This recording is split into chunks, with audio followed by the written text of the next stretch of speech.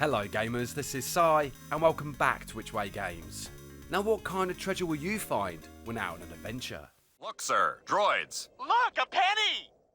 And with that being said, let's get on with the video.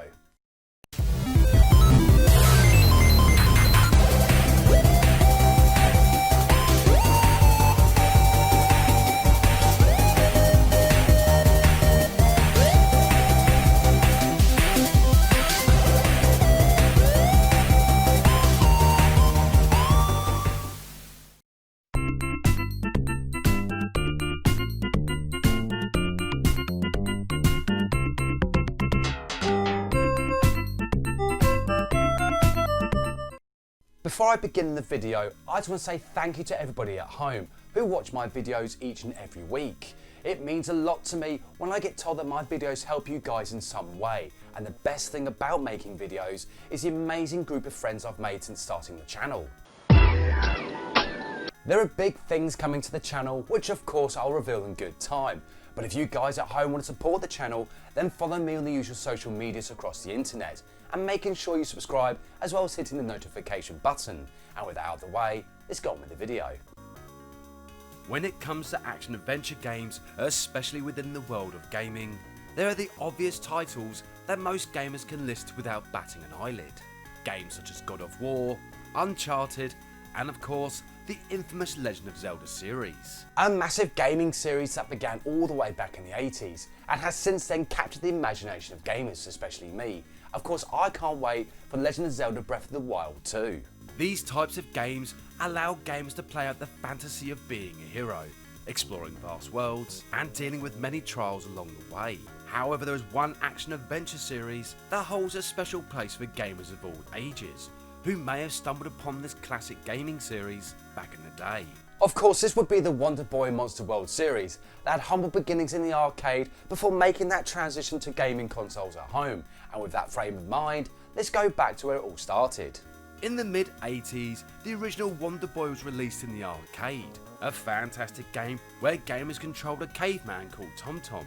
This primitive hero is on a mission to rescue his girlfriend Tina from the clutches of the evil Dark King. With some addictive gameplay, Wonderboy became one of the classics of the arcade. With 7 stages to play through, Wonderboy provided arcade gamers with the ultimate challenge, testing their reflexes as well as eye coordination. Wonderboy even had power-ups that were found in eggs, but some of these eggs had unpleasant surprises. It's no trouble, really. Eventually, this classic of the arcade soon found its way into the homes of gamers, with ports on different gaming systems of the time, such as the ZX Spectrum, the Commodore 64, and the endearing Master System. A great 8-bit system from Sega, and of course I'll make a video of it in the future, and delve deep into its popularity with gamers. Sega, the challenge will always be there. Now there was a version of Wonderboy planned for the NES, which would have been developed by Hudson Soft, but of course Sega owned the rights to the Wonderboy title and its characters, so Hudson Soft took what they had and created the Adventure Island games, but that's for another time. Eventually though, in just over a year, Wonderboy was back in the arcade with a whole new adventure, and this was called Wonderboy Monster Land, which is set 11 years after the original. With fear and panic running through the land, the inhabitants are in dire need of a hero, and this new hero came in the form of Bockley Temjin, the new Wonderboy ready to bring peace back to the world. This title of Wonderboy seemed to be shared by various heroes, a bit like a code name similar to James Bond. Bond. James Bond. Wonderboy in Monsterland played very different compared to its predecessor. The fast-paced action of the original Wonderboy was replaced with a more adventure style of gameplay, with gamers starting out with next to nothing, but slowly collecting weapons and power-ups along the way. Obviously the most infamous action-adventure game of the 80s is the original Legend of Zelda for the NES. Wonderboy in Monsterland was such a hit with gamers of the arcade, and like the original, it soon appeared on home consoles, especially the Sega Master System. And following this success, gamers eventually got 2 Wonderboy 3 games. Although both claimed to be the third installment of the series, both titles were different from each other. Wonderboy 3 Monster Layer had a perfect balance of basic concepts found in both platformers and shooting games of the arcade. Gamers this time were in control of 2 heroes, a green-haired boy named Leo and Princess Purapil. It's great to see that not all princesses need saving from the forces of evil. The gameplay mixed platforming with shooting, with gamers using a sword to fire projectiles while avoiding enemies. And later on in the game, the heroes are aided by a flying dragon on their quest. Equally a fun game to play, but for some gamers out there, the official Wonderboy 3 game was found on the Sega Master System with Wonderboy 3 The Dragon's Trap.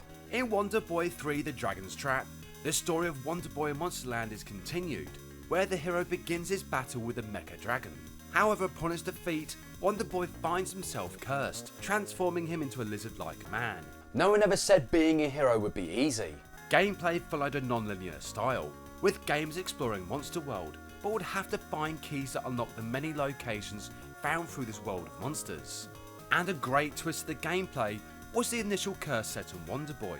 With each defeat of the different bosses, Wonderboy would transform into other different creatures. This was quite a genius idea, giving gamers the illusion that they were playing as different characters, and really showcasing what the 8-bit Master System was capable of. Eventually, as time progressed, another Wonderboy game would appear, and this was Wonderboy in Monster World, where gamers were introduced to Shion, one of the most infamous heroes to bear the title of Wonderboy.